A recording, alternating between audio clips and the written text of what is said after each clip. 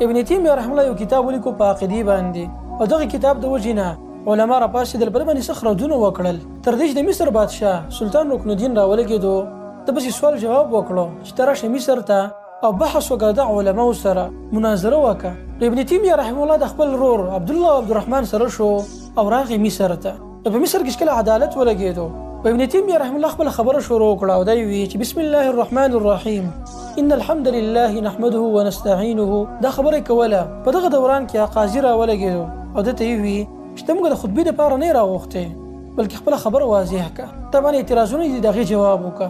ابن تیمیه تپوس وکړو چې زما خصم کم یو دی دغې ورته یو کس وښو چې دا دی او وی قاضي کم یو دی وی قاضي هم دغه دی. ابن تیمیه په ده باندې رد وکړو چې ته څنګه زما خصم هم او زما لپاره قاضي هم حالانکې دا د اصولو خلاف خبره ده. و دې د وجې نه هغوی ډېر زر په غوسه کې راغله او ابن تیمیه رحمه الله یې جیل ته واچو. نو په مصر کې ابن تیمیه رحمه الله قید شو او د څه زمانې پورې خپل هغه وخت په جیل کې تېر کړو او څو کاله بعد بیا هغه ته رهایي میلاو شوه. ابن تیمیه رحمه الله چې کله آزاد شو د جیل نه نو هغه په دغه مصر کې خپل عداوت دوباره شروع کړو. مدرسو جوماتونو ته به ورتلو ځې په ځې به یې خلکو ته بیانات او تقاریر کول او د هغې نه بیا لږه زمانه بعد دوباره راغی دمشق ته. نو دغه شان د ابن تیمیه رحمه الله ټوله زندګي په سفرونو کې تېره شوې ده مصر ته او شام مصر او شام. دې د وجې نه هغه نه دی وزګار شوی واده ته هغه واده نه دی کړی په خپل ژوند کې او نه د ځان نه وروسته اولاد پرېښودی دی دغه بچي نشته.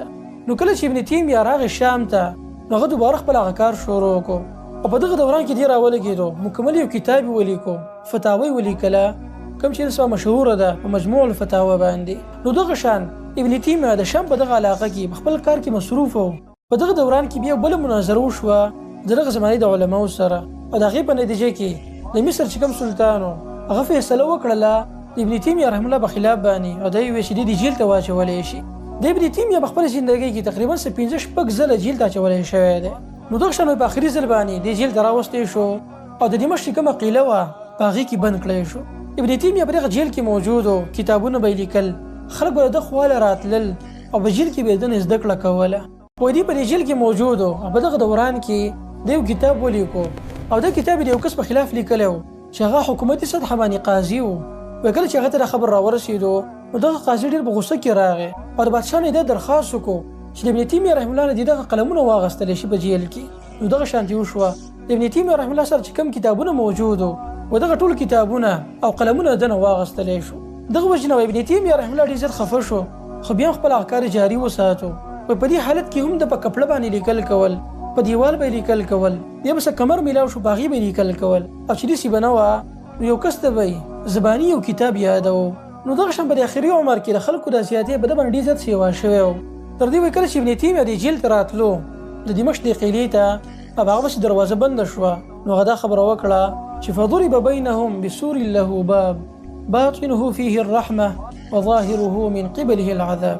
ابن تیمیه د دې خبرې مقصد دا و چې دغه جیل چې دی ظاهر په دې کې عذاب دی لیکن دنده په دې کې رحمت پروت دی. ابن تیمیه به دا خبره کوله چې زما دشمنان زما سره څه وکړي که ما چېرته قتل کړي نو دا زما لپاره شهادت دی او زه دې طلب کوم د الله نه او که چېرته دا خلک ما جلا وطن کړي بهر مې وشړي نو زه به لاړ شم په دنیا کې به وګرځم او د الله پر ځمکه باندې به د هغه بندګي وکړم او که چېرته دا خلک ما جیل ته واچوي نو په جیل کې هم زه خوشحاله یم زه به خلوت کې یم په دې کې به د الله بندګي کوم.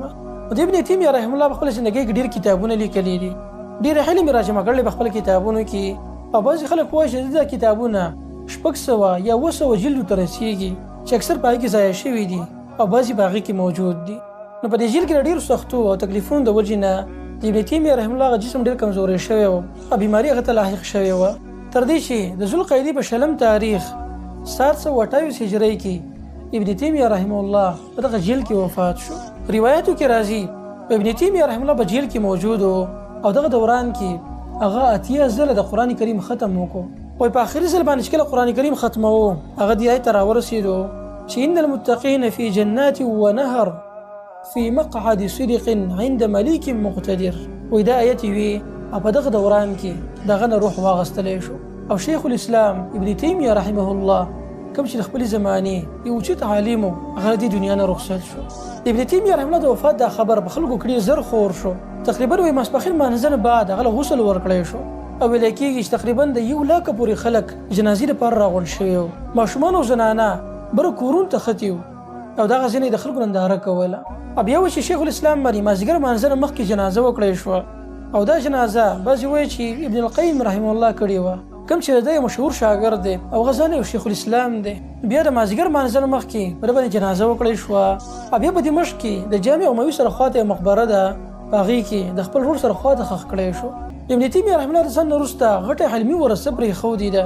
تاسو اندازه دې نه لګولی شئ چې د هغه شاګردان ابن کثیر رحمه الله کوم چې اوچت عالم دی هغه هم غټ غټ کتابونه لیکلي دي، او دغه شان ابن القیم رحمه الله هغه یو مشهور انسان دی. او بل امام ذهبي رحمه الله د اوچت علما د ځان وروسته پرېښودي. ابن تیمیه رحمه الله یو ناشنا انسان دی، د ځان وروسته ډېر لوی تاریخ پرېښودی دی. په دې کې ډېر غټ عبرت پروت دی، خاص کر د علماو دپاره چې د عالم دپاره دا کافي نه ده چې هغه د عوام ته صرف مسایل بیان کړي، بلکې کله چې په دغه عوام باندې مشکل حالات راځي، کله دغه مسلمانان ځورېږي او دې عالم سره طاقت وي، دوی به د هغې مخنیوي کوي، د هغې نه به ظلم منع کوي، د هغو سره به ولاړي.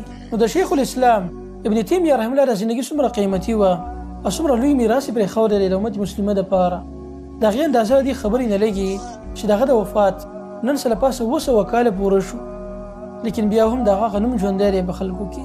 په دې زمانه کې به داسې علما نه موجود چې هغه به د هغه د کتابونو نه فایده نه اخلي، یعنې د ځان نه وروسته یو ناشنا علمي میراث پرېښودی دی.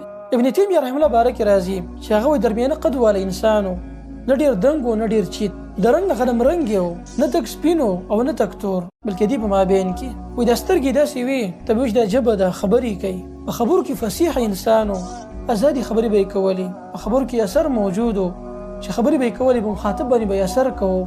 دغه شان عاجز انسان و، تقوا او انکساري پکې په اعلی مرتبه کې موجود وه، صدقې به یې کولې ډېرې.